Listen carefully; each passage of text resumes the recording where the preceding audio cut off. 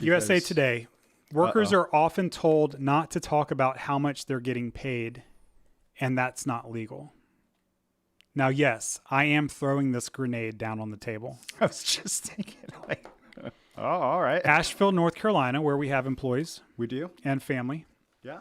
Not the same people, thank God. I'm waiting for the comment from one of them. No, she's not watching. Okay. She's busy. Under federal law, keeping employees from discussing pay with coworkers is an unfair labor practice. Yet, workers, advocates, and labor experts say such, quote, pay gag infractions are widespread with awareness of the law at a minimum. Whether it's a formal company policy or off-the-cuff words from a manager, a strict prohibition, or a gentler ask, any communication that might reasonably stifle workers from sharing their salaries is in the vast majority of studies a violation of the National Labor Relations Act. Quote, it is not isolated to specific industries or even white collar, blue collar, said Jeff Hirsch of the University of North Carolina School of Law. I wonder if he's a student or a professor. It doesn't say. Quote, one of the reasons is so like those details matter. Like They do. I mean, if we're gonna plug USA Today, let's at least let their journalists know how they can improve their stories a little bit. I'm with you. One of the reasons it's so prevalent, despite the fact that it's clearly illegal, is that most people have no clue. Mm-hmm.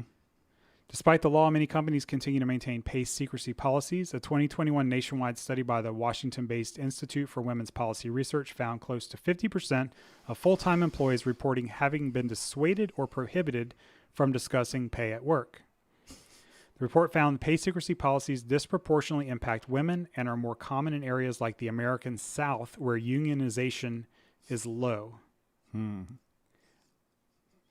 But while wage sharing remains taboo to many, it may be gaining steam.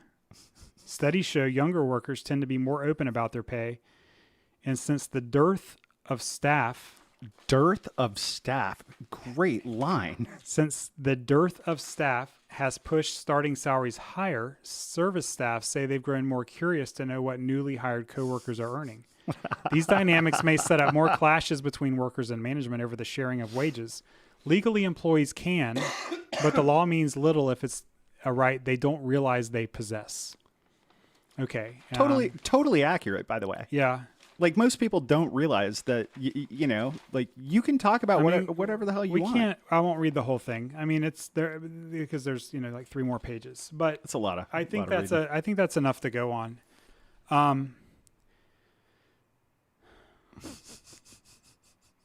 The problem is, in my opinion, the problem is that there's a lot of variables that go into a person's pay. Mm-hmm.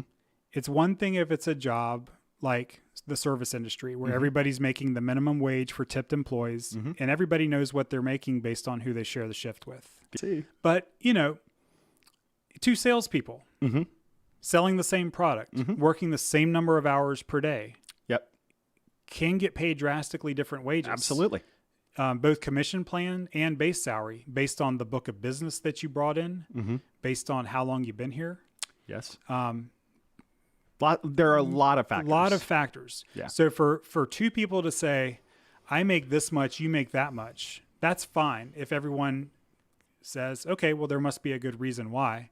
But I think generally when the person making less gets upset, doesn't know why, and then it turns into kind of a cancerous workplace